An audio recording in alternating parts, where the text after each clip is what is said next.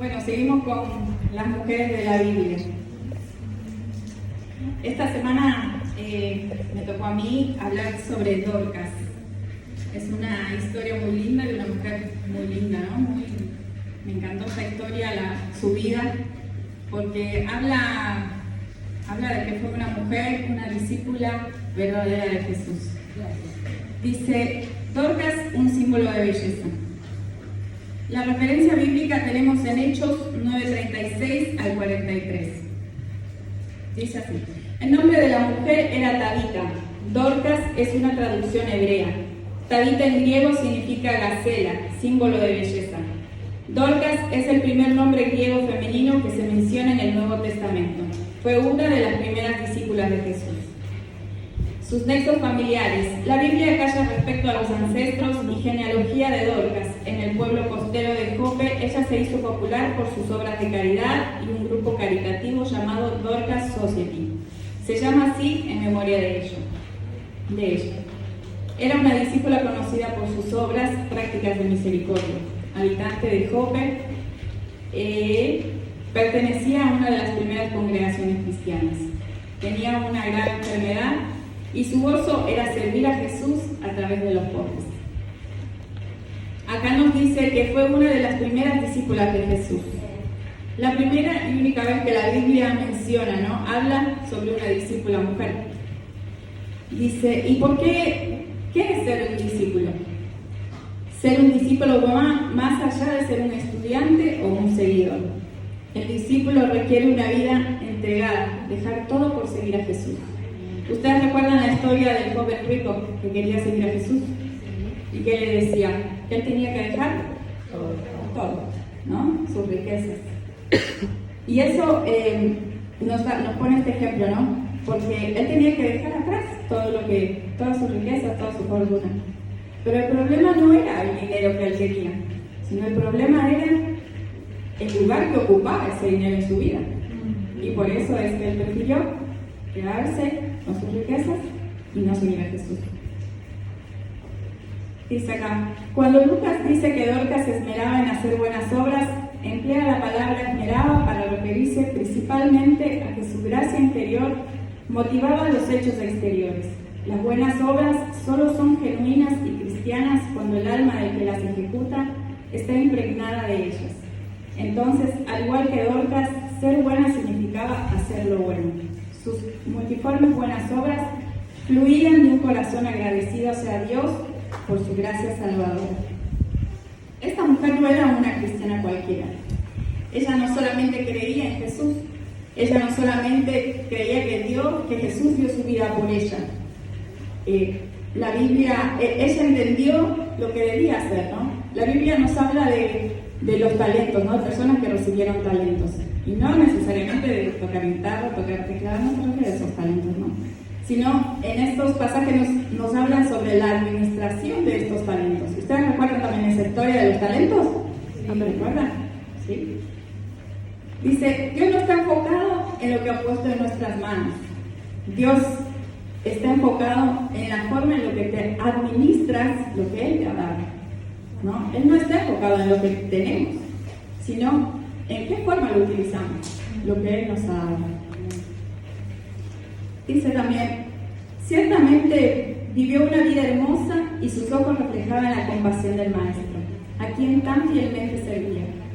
Todos los que estuvieron bajo su influencia y recibieron su ayuda, vieron en ella la belleza de Jesús. Ella también sabía que la fe sin obras no tiene mérito alguno ante Dios. Así que las manos que repartían limosnas y cosían vestidos estaban inspiradas desde el interior por aquellas cuyas manos fueron clavadas en el madero.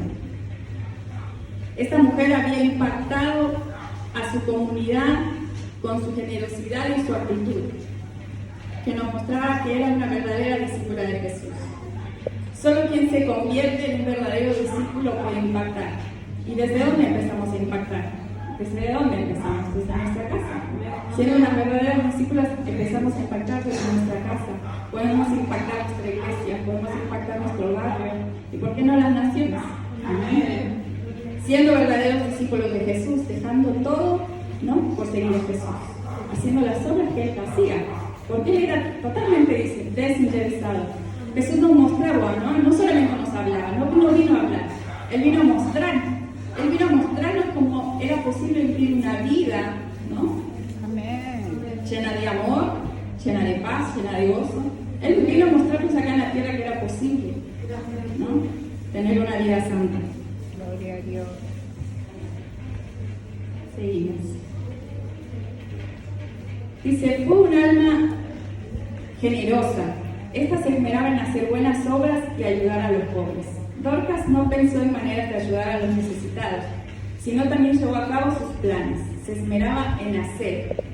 Ante Dorcas se presentó la misma pregunta que se le hizo a Moisés cuando sintió que él no era el hombre que debía librar a Israel de la esclavitud. ¿Qué tienes en la mano? Y Moisés respondió, una vara. Esto encontramos en Éxodo 4:2. Y esa vara se convirtió en el símbolo del poder divino que se le había otorgado. ¿Qué tienes en la mano? Le preguntó Dios a Dorcas. Ella dijo, una aguja. Él tomó lo que ella tenía y ella cosió por Cristo. Las vestimentas que Dorcas cortó y cosió representaban la fe cristiana en acción. Necesité ropa y me vistieron, dijo Jesús. En aquello que vistieron a sus hijos pobres y destituidos. Dios te dice hoy, ¿qué tienes en la mano? ¿Qué te entregó Dios? ¿Qué tienes hoy en la mano para servir, para poder entregar a los demás? ¿Qué vas a hacer con ello? Dorcas entendió que las habilidades que Dios le había dado eran para ponerlas al servicio de los demás, de Dios y de los demás. No era para jactarse ella ni para ser exaltada, porque era tremenda costera, pero no quería ella hacerse famosa. Ella quería servir, ella quería dar al que necesitaba. Y eso es lo que Dios quiere en este tiempo de nosotros, ¿no? Que nosotros podamos extender esa mano al que necesita. Con todo lo que Dios nos ha entregado, los dones y los talentos que tenemos, Dios quiere que nosotros hagamos eso. Que todos esos dones los pongamos al servicio de Él y de la comunidad, de la gente que tenemos más cerca. Porque como es la forma de impactar, ¿no? Empezamos desde nuestra casa con la iglesia, desde nuestra casa, nuestra iglesia, nuestro barrio, y así podemos llegar a las naciones. Amén. Dice Dorcas, acá hay una parte triste. Dice, Dorcas se enfermó de gravedad y murió. Aunque sin lugar a dudas, Dorcas era dueña de su casa, parece que no tenía familiares que lloraran su partida. Las viudas a las que había vestido y para quienes había sido una amiga la prepararon y prevaleció una gran tristeza. Dorcas murió en medio de una vida útil. El escritor tenía un amigo predicador que decía que quería morir con sus botas puestas, y así sucedió un domingo mientras predicaba el Evangelio. Es posible que Dorcas haya sido llamada de repente con su aguja en la mano. Qué lindo, ¿no? Poder morir haciendo lo que a uno le gusta, y sirviendo al Señor, sirviendo a los demás, ¿no? De esta forma murió Dorcas. Dice, así como a Dorcas la sorprendió la muerte, ¿no? Repentinamente, también así nos pasa a veces a nosotras, ¿no? Que nos sorprende la muerte, pero la muerte espiritual, ¿no? Y en este tiempo a muchas nos ha pasado con el tema de la pandemia, de que no queremos venir a congregar, cuando estamos cómodos en nuestra casa y ya no queremos venir, no queremos servir al Señor. Entonces también, ¿no? Nos ha tocado a algunos la muerte espiritual. Dice, esta muerte es peor que la muerte física, porque la muerte física, el fin es acá en la tierra, pero nos espera una eternidad con Cristo. Pero la muerte espiritual, si no nos levantamos, es una muerte eterna. Por eso es que Dios nos dice hoy, ¿no? Que hoy es el tiempo de despertarnos, de levantarnos. Amén. Gloria a Dios. Dice, la buena noticia es que Dorcas resucitó de los muertos. Los demás discípulos de la iglesia en la que había adorado supieron que el apóstol Pedro estaba cerca y enviaron a 2 miembros a rogarle al apóstol que visitara la dolida comunidad. Ellos sabían que había ejercido poder sobrenatural y sin duda albergaron la esperanza de que su muy amada benefactora pudiera vivir nuevamente. Cuando llegó el apóstol, subió al cuarto donde estaba Dorcas y la mujer le enseñaron llorando las prendas que ella les había hecho. Entonces, siguiendo el ejemplo de Cristo, cuando resucitó a la hija de Jairo, Pedro les pidió a todos que salieran de la habitación. Luego se puso de rodillas y oró. Cuando sintió que su petición había sido recibida, Pedro habló la palabra de poder y autoridad. Tabita, levántate. Y la vida regresó a ella. Pedro le dio la mano para ayudarla a ponerse de pie y llamó a las viudas y a los demás para que la vieran. Hubo gran alegría por este milagro.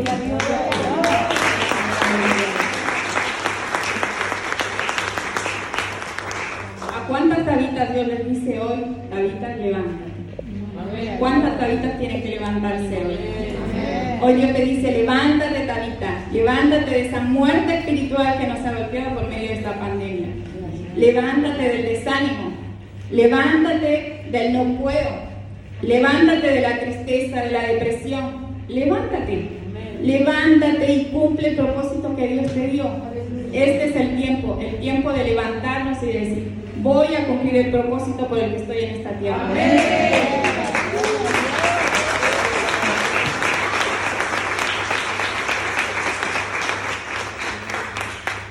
Dice, la resurrección de Dorcas tuvo un doble efecto. Primero que todo, el milagro consoló a todos los que se lamentaban, pues había regresado a su vida de limosnas y buenas obras. Este milagro fue como el de nuestro Señor de misericordia. El segundo efecto fue convencer a todos de la verdad de la fe, por el testimonio de un poder milagroso. El mensaje resonó por todo Jope: Dorcas está viva, y muchos creyeron en el Señor. Dorcas, resucitada de la muerte física, se convirtió en la causa de la resurrección de muchos de sus tumbas de pecado e incredulidad. Leemos que tras la resurrección de Lázaro, muchos de los judíos creyeron en Jesús. ¿No se cumple lo mismo en una resurrección espiritual? Cuando resucitamos espiritualmente, muchos no son ganados para Cristo. Eso es lo que Dios quiere, ¿no? Una vida transformada atrae a otros hacia el Salvador. Leemos que después del milagro, Pedro permaneció en Jope durante muchos días, y podemos asumir que su ministerio ayudó grandemente a la iglesia, allí en el afianzamiento de los recién convertidos.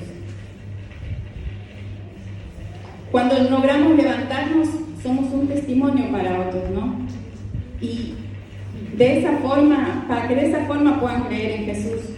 Pero ¿qué nos enseña esta historia? Tabita es una expresión del amor cristiano transformado en hechos, sus obras, ¿no? Todo lo que ella hizo. Recurre a la acción de las mujeres que por su edad, su posición o circunstancias no tienen ninguna otra vocación específica. Nos enseña que la pobreza puede ser aliviada efectivamente en el nombre de Jesús. Con lo que Dios te ha dado, puedes ayudar a otros, sin importar tu edad, tu estatus social, si tienes mucho, si tienes poco. Con lo que Dios nos ha dado, podemos impactar nuestra ciudad, podemos impactar al otro. Con todos los dones y talentos que Dios te ha dado, podemos impactar a los demás. Amén. Podemos acercar al reino de Dios al que necesita en estos tiempos. Amén. Dorcas nos mostró que con lo que ella tenía, Dios la usó para bendecir a otros. De la misma forma, Dios te va a usar a ti. Amén. Dios te va a usar en el ámbito que estés, en tu trabajo, en tu casa, en tu barrio, en donde sea, Dios te va a usar. Amén. Dice, Dorcas al vivir, al morir o al ser resucitada, ella glorificó al Señor. Si nosotros muriéramos hoy, ¿querrían nuestros hermanos de la fe tenernos de regreso como poderoso testimonio cristiano? ¿Te has hecho esa pregunta? Si nosotros muriéramos hoy, quisieran otros, ¿no? Nuestros hermanos de la fe que resucitaran. ¿Cómo nos recordarían nuestros hermanos de la fe? Porque se murió esta o llorar como hacían estas viudas, ¿no? Ese recuerdo que dejó Dorcas en ella. Porque, como decía la pastora, no sembró. Ella sembró en cada mujer, en cada viuda, ¿no? Que estaba sola. Les regaló su vestido, les cosió, y no era cualquier ropa, era la mejor ropa. Lo mejor lo hizo. Ella lo dio todo. Ella no solamente dio su mano de obra, su conocimiento, ella dio también su dinero. Así que por eso es que en este tiempo Dios nos dice, ¿no? Que resucitemos, que nos levantemos. Demos gracias a Dios por su poder sobre la muerte y por las oraciones que Él nos ha respondido. Y confesémosle toda costumbre que tengamos de limitar el poder de la oración. Y pidamos a Dios que nos haga mujeres cuyo amor por Él tenga repercusiones prácticas en los que nos rodean. que todo lo que nosotros hagamos repercute en el otro, pero positivamente. Que todo lo que nosotros hagamos en esta tierra deje una huella. A esta hermana la conozco por esto, por esto, por esto, por esto. ¿No? Qué bueno dejar esa huella en los demás. Miren que en este tiempo, ¿no? Que podemos impactar con nuestro testimonio igual que Dorcas. Que aún en estos tiempos seguimos hablando de ella. Qué bueno que pasen los años y las generaciones y que muchas personas puedan hablar de nosotros y decir, esta hermana impactó mi vida por tal cosa. Qué importante es eso, ¿no?